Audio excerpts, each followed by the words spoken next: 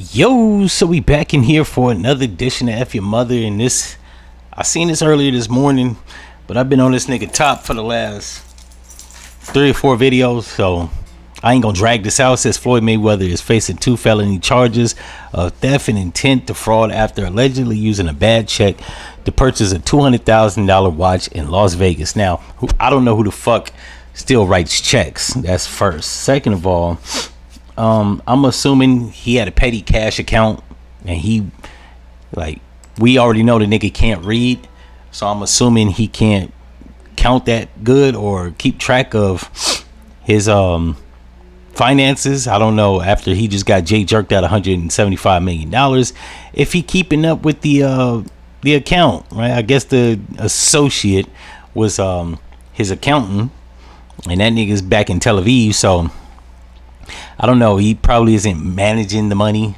as closely as he should. So I think the nigga probably just wrote a check thinking it was enough money in that account to cover it. I don't think Floyd is broke. I did actually do a story about this nigga having to do all these exhibition fights and how DJ Vlad was pocket watching, talking about that he was probably low on bread or fucking his money up. I don't think he's broke. I think he mistakenly probably written a check.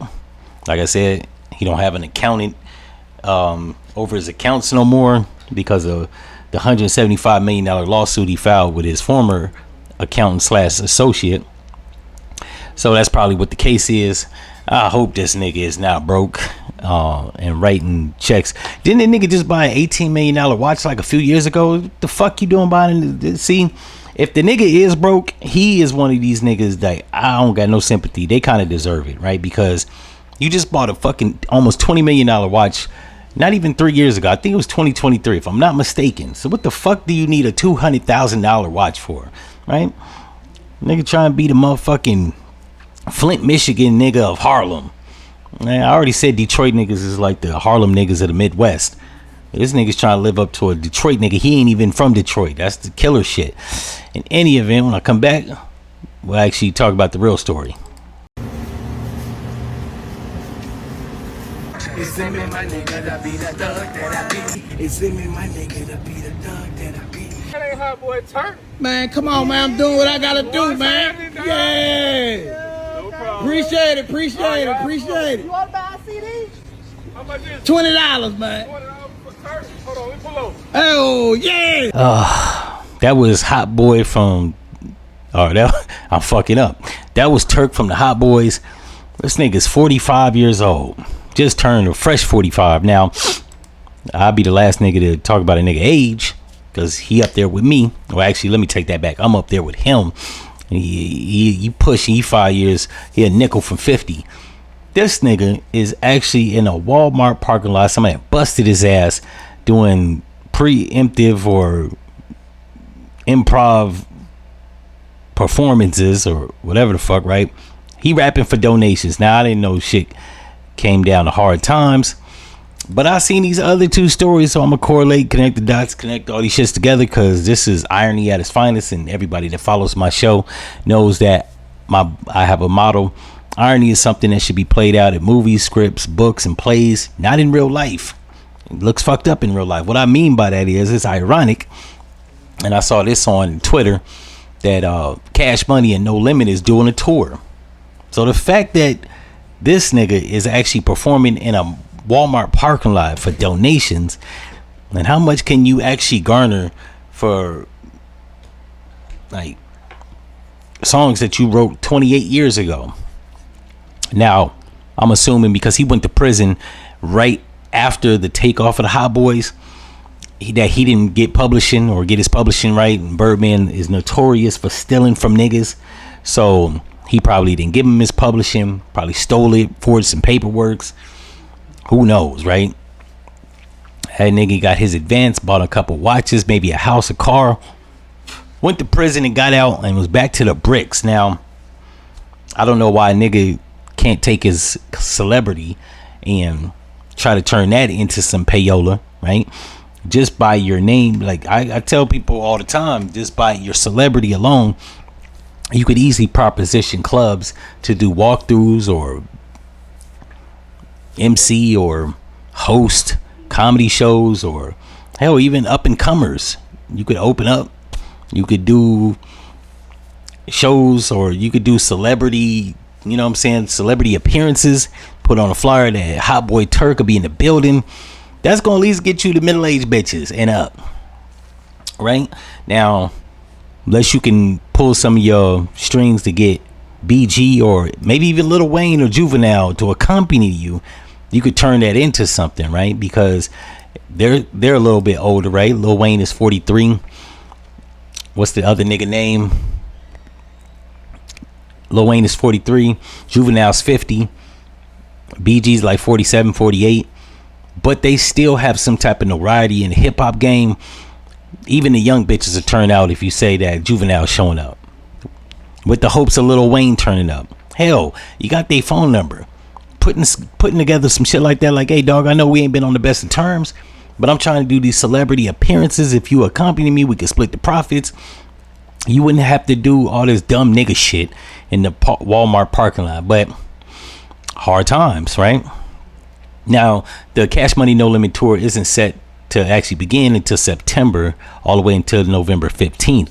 So he's still got a little bit of leg time. I don't know if he's on good terms. Last time I checked, he talked it out with Baby. BG had threatened to, you know what I'm saying, up the blick on him and pistol whip him.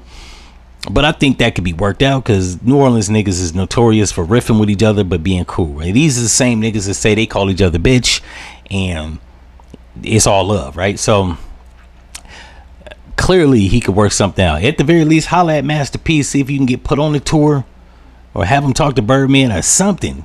This is a goddamn travesty.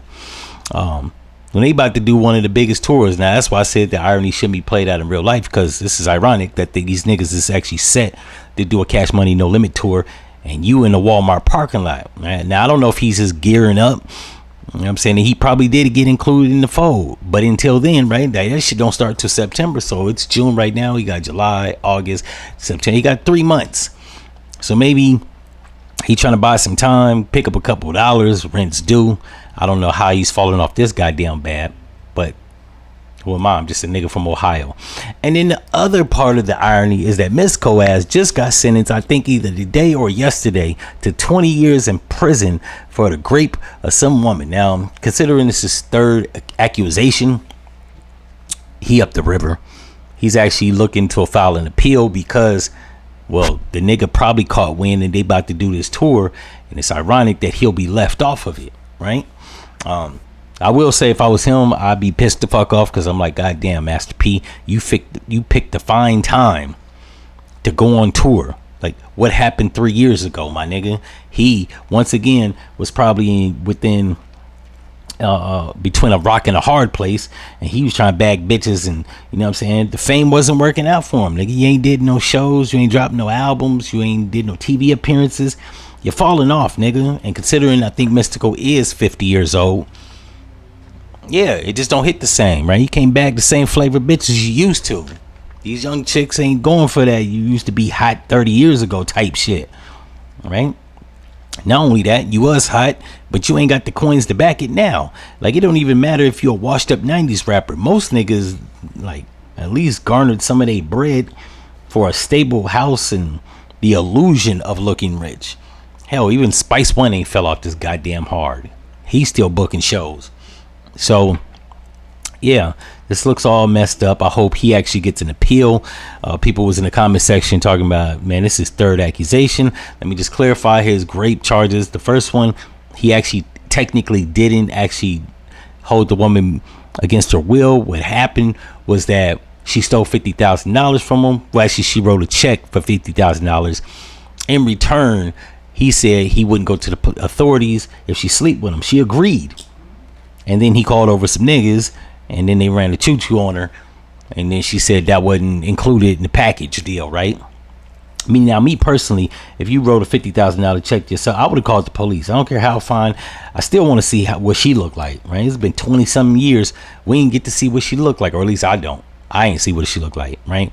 That's still not an excuse, and no matter how thick a chick is, and he was in Louisiana, so she probably was gumbo thick and cute, light skinned, but you still don't do that. You call the authorities. Me, I like coochie, but I like money more.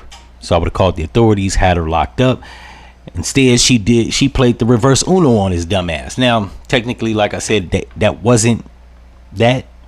You know what I mean? But he took it on the chin, played down to simple assault, or I think a simple felonious assault. And then the second time he got charged, it was held up for about 2 years. I think Master P got him a lawyer. He got a record deal. He was good. He was looking good. Nothing ever came from it. I don't think. I never heard no new music. And the charges subsequently was dropped. So you would think that the nigga would actually have some wherewithal to say, you know what? I already got myself jammed up before. I came close to the edge now.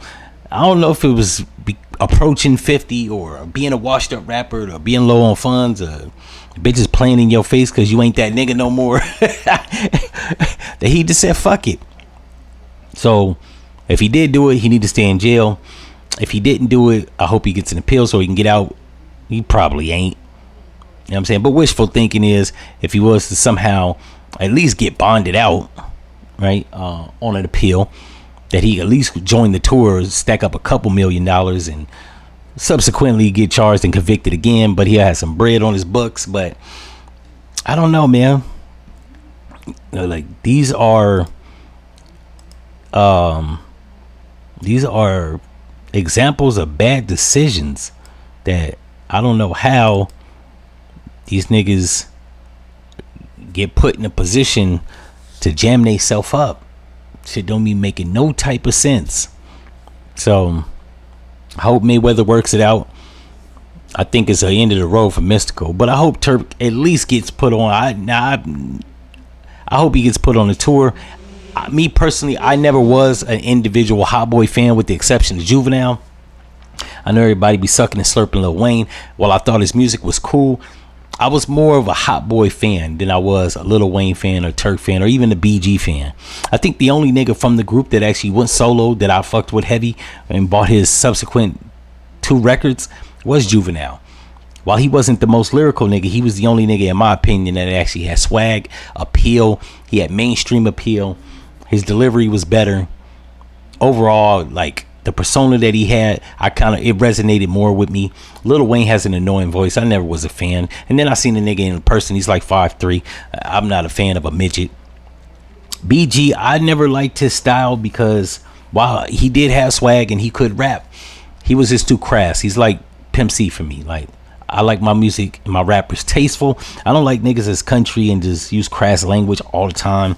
And he was a drug addict. I really didn't. That didn't resonate with me. Just knowing that he was addicted to heroin, like I wasn't feeling him. No matter how real the nigga was. And Turk, he never really broke out individualistically that kind of made you like gravitate towards his music. I think they put out his solo record right before he went to prison. I didn't find no appeal to it. I really only liked him with the group. He's like Wishbone or Bone Thugs and Harmony. While I like the whole group, individually, I'm not listening to a Wishbone album, even though he's never released one. But that's another story for another time. In any event, if y'all like this episode, I would actually record this shit and drop it tonight. When you see it, it'll be the next day because I got to go to work. And I've been editing videos all goddamn day. I'm just tired. In any event, I'm out. No.